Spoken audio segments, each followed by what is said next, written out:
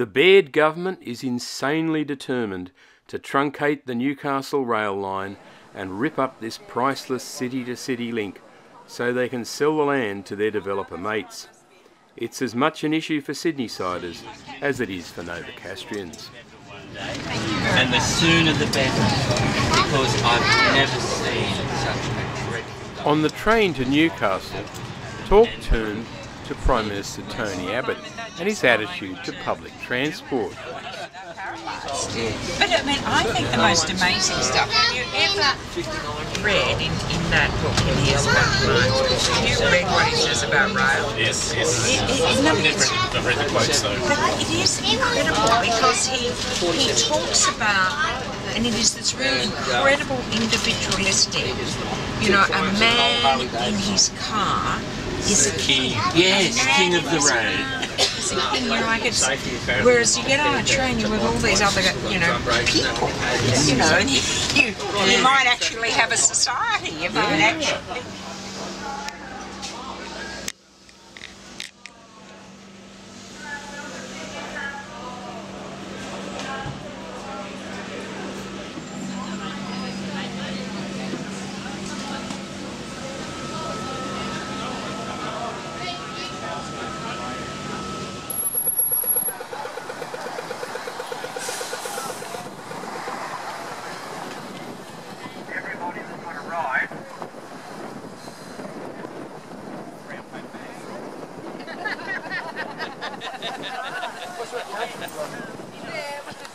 A rail line out of the central city, putting it into a point 3 kilometres down the road is really 1970s, 1980s thinking. It will be really bad for Newcastle and it will be bad for the network. What we need to do is to modernise the line. The way we make this successful is to make sure that we have a fast intercity rail transport system, that we have trains that can go between Sydney and Newcastle in less than 2 hours. Fundamentally, what we see around the world is that those areas, those centres which have a transport hub around them, they are the ones that prosper financially. All of the studies throughout Europe, through Northern America, tell us exactly the same thing. You need to actually have a fast rail hub, and that is the thing that will drive economic growth in your town. So what is it? Well, they've got the bastard in his track. Sorry. Can I tell you what is being planned here is so much the thinking of the 1970s and the 1980s. It is where you were looking at the city quite separate, the form of the city quite separate from the transport. And we've seen this very graphically in the Parliament yesterday, where we saw quite clearly that you've got the Transport Minister and her agencies off in one direction with one lot of thinking, acknowledging that we're going to have a very, very considerable drop in patronage, and yet we've got the Planning Minister going in the other direction. That's not how you plan cities. Cities have to be planned with transport absolutely at the heart of those cities. So what is happening, what is working in Europe, and what are they rediscovering in the United States? And that is that we have got to have intercity rail that is competitive with the motor car. We've got to have a rail line that can bring people right into the heart of the city. Some really interesting research just recently released where they looked in all these cities in America and they looked at what happened to property prices and economic activity after the GFC. And you know what? The areas that actually sustained their position, that did not decline with the GFC, were cities that were in fact the areas that were in a very good public transport hubs. We have to make sure that we have these strong transport networks, fast transport networks, public transport networks that compete with the car. That is what is going to drive our cities into the future. So don't see yourselves as being people that are trying to stop something. See yourselves as people that are trying to get out, that are getting out there and promoting the future, a bright future for for the city of Newcastle and the cities of the Central Coast. So I'm 100% on your side. I will be doing all that I can within our federal caucus to get behind the people, this group here, and our Labor candidates, and making sure that we're completely on track here.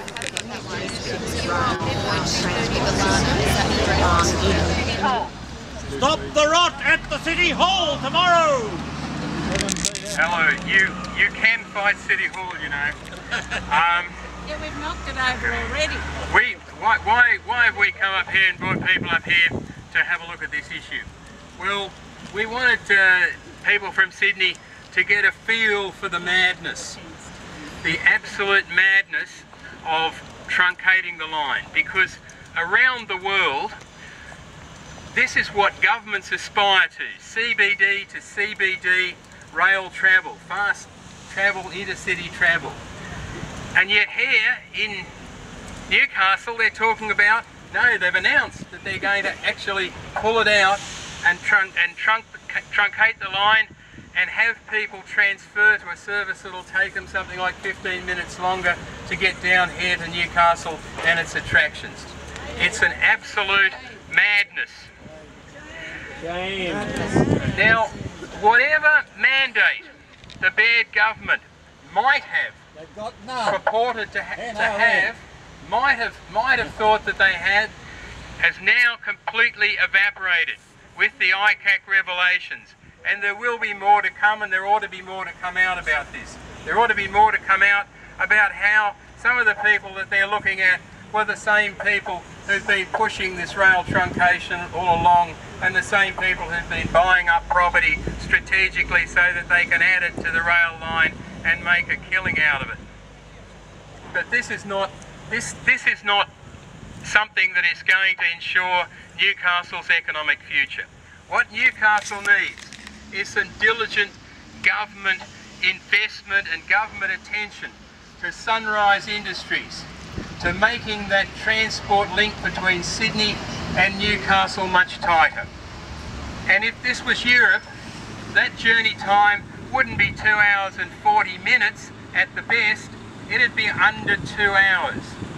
And we believe that the greatest economic boost that you could give to Newcastle would be to strengthen the economic link between the two cities by bringing that journey time, that public transport journey time, right down. And it can be done. Pleasure to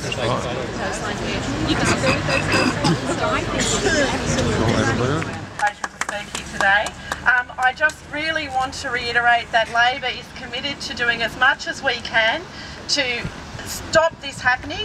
You know, the government has no mandate. Before the last election, Barry O'Farrell and Robin Parker said that they were not going to cut the rail line, and then of course they did. Now in the last days of the dying regime, hopefully, the last 3 months, they will do it. And that is a shame for everyone who comes from those outer parts of the Hunter, not just Maitland, but Muswellbrook and Scone and Dungog and all those towns as we know. Robin Parker's in the Maitland Mercury today saying that most people want this to happen, so it's really important for you to all make sure that people say their objection and opposition to this, because if we are silent they will rip it, update it, but you do not know with this government, and we've seen that in ICAC, what contracts they're going to sign with developers, what damage they're going to do. They've sold off your port, they've got their eyes on your poles and electricity, your wires, and they will get rid of our rail. If they can't sell it off, they will rip it up. So you need to make sure that you voice your objection now. It's ridiculous for the university to move where it's going to move without the railway line across the road in Civic. 4,000 students are coming to Civic. 4,000 students with and there will be no railway line across the road for them to get in and out of Newcastle. It's an absurd proposition. It's also an absurd proposition when we have plans in front of us for a significant increase in population in the centre of the city. government line is that they support an increased use of public transport, and yet all transport planners know that if you force people to go from one mode of transport to another, that automatically results in a 25% cut in the number of people who will travel. So there will be a 25% cut in people using public transport coming into this city centre, where we are planning a significant increase in population. It's crazy, and it goes against every other trend that people have talked about good design for inner city living. So keep your voices loud and clear to stop this madness before December. Thanks, Chair. Use that as a substitute for the system you've got, and I think one of the big concerns is the light rail doesn't appear to be a firm promise. Frankly, this is the only tram that Newcastle's likely to get, and it runs on rubber wheels.